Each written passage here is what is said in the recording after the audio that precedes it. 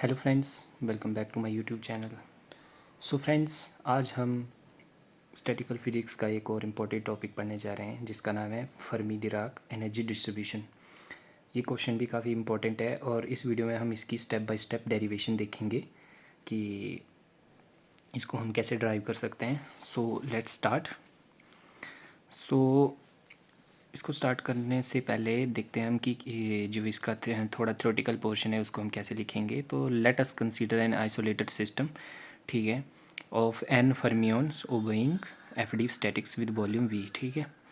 और उसके बाद हम लिखेंगे कि let the system be divided into K compartment, ठीक है। सिस्टम को हमने के कंपार्टमेंट डिवाइड किया गया है जहाँ पर हमारा N1 N2 N3 are the number of particles which में विद मीन एनर्जी वैल्यू, ठीक है। U1 U2 U3 so on UK in the compartment 1 2 3 and 4 respectively, ठीक है। हमने एक कंपार्टमेंट लिया जिसकी वॉल्यूम V है, ठीक है, और एक सिस्टम है, ठीक है। सिस्टम को हमने के कंपार्टमेंट में डिवाइड किया है जहाँ पर N1 N2 N3 के हैं, उसके नंबर ऑफ पार्टिकल हैं, U1 U2 U3 एनर्जी है, और एनर्जी है उस कंपार्टमेंट की जो हमारा कंपार्टमेंट है 1 2 3 4 से लेकर के तक, ठीक है। उसके बाद let G1 G2 G3 GK be the elementary particle cell in the component, ठीक है, कंपार्टमेंट। ये हमारे एलिमेंट्री पार्टिकल हैं कंपार्टमेंट के, जो हमारे ये वाला कंपार्टमेंट है, ठीक है।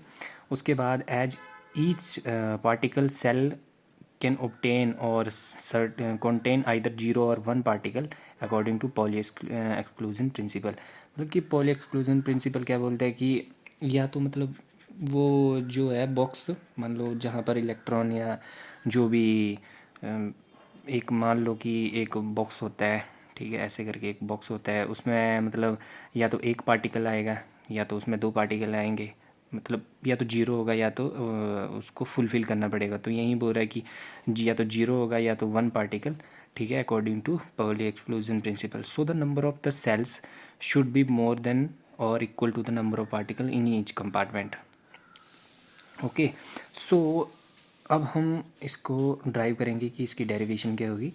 सो अब हम लिखते हैं थर्मोडाइनेमिकल प्रोबेबिलिटी ऑफ मैक्रोस्टेट्स, ठीक है, N1 N2 Nk is given by, ठीक है, N1 N2 Nk हमारा क्या है, थर्मोडाइनेमिक प्रोबेबिलिटी है माइक्रोस्टेट की। So W is equal to G1 factorial N1 GI minus NI, ठीक है, फैक्टोरियल इंटू G2।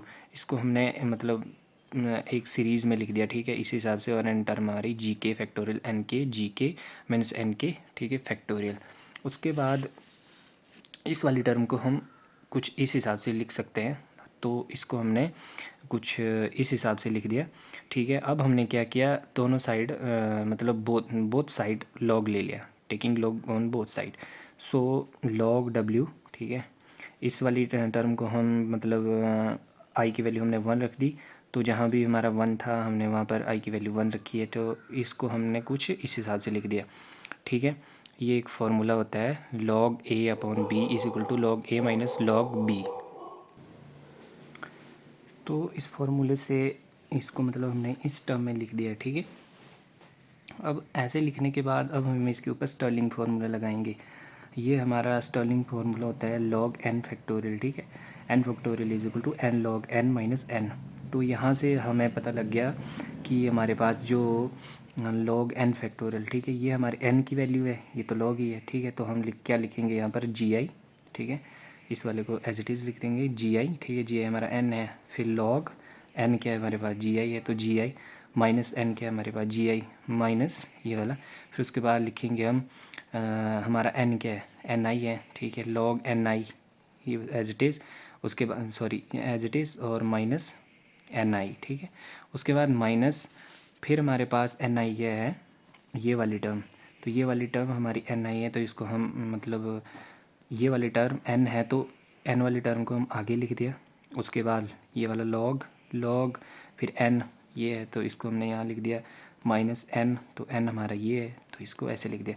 तो इस फॉर्मूले की मदद से हमने कुछ इसको इस हिसाब से लिख लिया। और अब हम यहाँ पर इसको थोड़ा मतलब थोड़ा रीअरेंज करेंगे, थोड़ा इसको और एक्सप्रेशन को थोड़ा और इजी बनाएंगे। तो इजी बनाने के लिए इसको हमने क्या किया, बस जो बाहर है उनको बस हमने मल्टीप्लाई करना है, बाकी कुछ नहीं। तो फर्स्ट वाली टर्म एज इट इज़ रह जाएगी, माइनस माइनस, तो ये माइनस लॉग एन आई, ठीक है, ये माइनस माइनस प्लस हो जाएगा, एन आई हो जाएगा, और ये एज इट इज़ रह जाएगा, ठीक है। और एंड में जो हमारा ये एन आई है, तो जब इसको और इसको करेंगे तो माइनस माइनस प्लस हो जाएगा, तो प्लस, और प्लस माइनस माइनस हो जाएगा, तो ये माइनस हो जाएगा। तो बस इस एन आई को काटने के लिए यहाँ से ये एन आई और ये वाले दो टर्म्स कट जाएंगे, ठीक है। और जो हमारे पास बचेगा वो बचेगा लॉग और के summation i is equal to 1 g i log g i minus n i log n i minus g i, ठीक है, और log g i minus n i, ठीक है। ये हमारे पास इक्वेशन 2 आ जाएगी। अब हमने इसको डिफरेंशिएट कर दिया बोथ साइड से, ठीक है। अब डिफरेंशिएट करने के बाद हमने क्या किया, जब हमने डिफरेंशिएट किया तो जो इसकी वैल्यू है, ठीक है, ये वाली जो वैल्यू है वो 0 हो जाएगी, ठीक है। उसके बाद इसको डिफरेंशिएट करेंगे तो इसकी डिफरेंशिएशन इस हिसाब से आ जाएगी, प्लस, ठीक है, ये इसी के अंदर है, ठीक है, और माइनस, ये वाला माइनस, तो फर्स्ट वाली टर्म एज इट इज़, ठीक है। और जब इसकी डिफरेंशिएशन करेंगे तो इसकी डिफरेंशिएशन इस हिसाब से आ जाएगी। तो after differentiation here we found that the gi log gi is equal to constant, ठीक है, कांस्टेंट है तो इसकी वैल्यू हमने 0 ली है, एंड इट्स डेरिवेटिव बिकम 0। तो ये 0 क्यों है, क्योंकि ये कांस्टेंट टर्म है। तो अब यहाँ से हम देखते हैं कि जो हमारे पास d log W is equal to के summation i is equal to 1, ठीक है, और यहाँ से ये कैंसिल हो जाएगा, बचेगा क्या, minus D n i minus, ठीक है, ये वाला माइनस, ठीक है, प्लस माइनस माइनस, ये डी एन आई को आगे ले गए हम, और लॉग एन आई, ठीक है, एज इट इज़। तो यहाँ पर हमारे पास क्या बचा है, माइनस का डी एन आई है, ठीक है। तो minus minus plus d n i plus हमारे पास ये वाला तो कट गया था हमारे पास, ये वाला कट गया, लॉग, हाँ, log g i minus n i, ठीक है, ये बचेगा। और ये तो हमारा मतलब आगे हमने लिख दिया, ठीक है। उसके बाद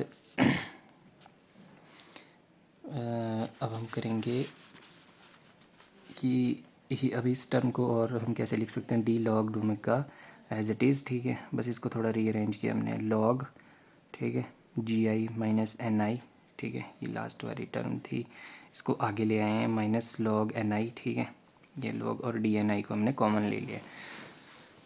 तो अब यहाँ से हम देखते हैं कि जो हमारी मोस्ट प्रोबेबल स्टेट है या equilibrium state is that for which the thermodynamic probability is maximum. So जब थर्मोडाइनमिक प्रोबेबिलिटी मैक्सिमम होगी तो डी ओमेगा मतलब डी डब्ल्यू की जो वैल्यू है वो 0 हो जाएगी। सो यहाँ से हम क्या देखते हैं कि as N is equal to के summation i is equal to 1 n i is equal to constant, so differentiating this equation we get, इसको हम डिफरेंशिएट करेंगे तो बस डी का फैक्टर लग जाएगा, यहाँ पर डी लग जाएगा, ठीक है। उसके बाद अब हम और इक्वेशन 5 आ जाएगी। उसके बाद हम टोटल एनर्जी निकालेंगे, तो टोटल एनर्जी यू, ठीक है, is equal to N one U one. तो इसको हमने आई की टर्म में लिखेंगे जब, तो ये कुछ इस हिसाब से लिखा जाएगा, ठीक है, इस हिसाब से लिख देंगे, और ये टर्म हो जाएगी हमारी कांस्टेंट, ठीक है, कांस्टेंट टर्म है। तो अब हम देखते हैं कि इसको जब डिफरेंशिएट करेंगे तो बस इसके आगे भी डी एन आई यू आई, और ये हमारी 6th इक्वेशन आ जाएगी। आई होप आपको यहाँ तक समझ आ गया होगा। उसके बाद जब हमारा नेक्स्ट स्टेप आएगा, तो नेक्स्ट स्टेप देखते हैं। अब हम जो इक्वेशन है हमारे पास 5 एंड 6, ठीक है, हमारे पास इक्वेशन 5 ये वाली है, डी एन आई और D n I you i, ठीक है, इसको हम मल्टीप्लाई करेंगे किससे, अल्फ़ा से और बीटा से रिस्पेक्टिवली, ठीक है, और उसको हम सब्ट्रैक्ट कर दें इक्वेशन नंबर 4 से। इक्वेशन नंबर 4 हमारी ये है, ठीक है, इस इक्वेशन से हमने इसको सब्ट्रैक्ट कर देना है।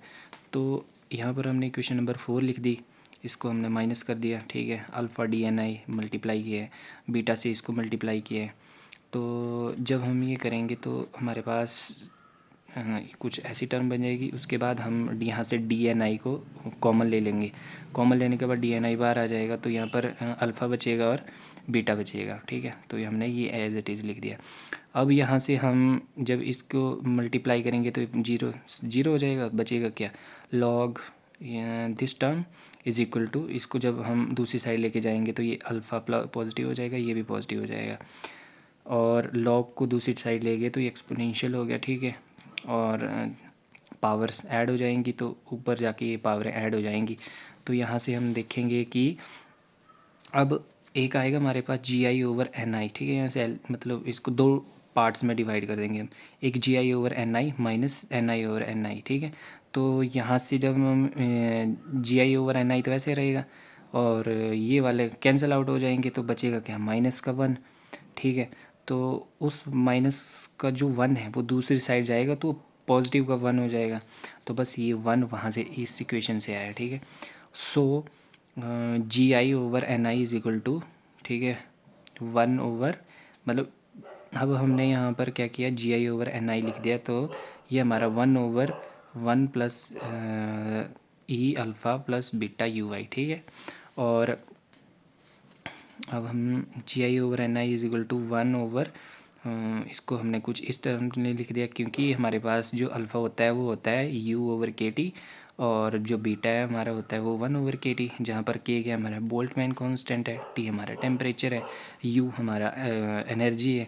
सो यहाँ पर हमने इनका एलसीएम लिया, ठीक है। ये एलसीएम तो के टी तो एक ही आएगा, तो यू और ये पॉजिटिव का है तो ये माइनस हो जाएगा, ठीक है। यू माइनस यू आई, आई है, तो यू आई और डिवाइड बाई के टी, और ये पॉजिटिव का वन हमने पहले आ गया था, इसको पीछे लेके गए तो मतलब कोई फ़र्क नहीं पड़ेगा इक्वेशन। तो हमारा जो रिजल्टेंट आया, हमारा रिज़ल्ट आया है ये।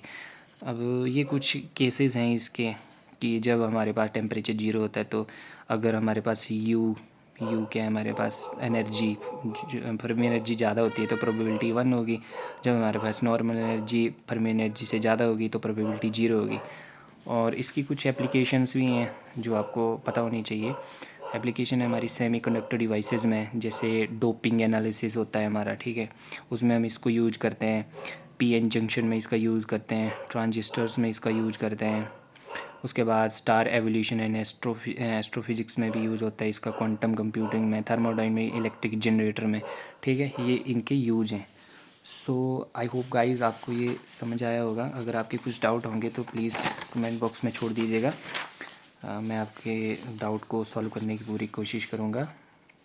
और अगर आपको वीडियो अच्छी लगती है तो वीडियो को लाइक एंड चैनल को सब्सक्राइब कर दीजिएगा। Thank you friends.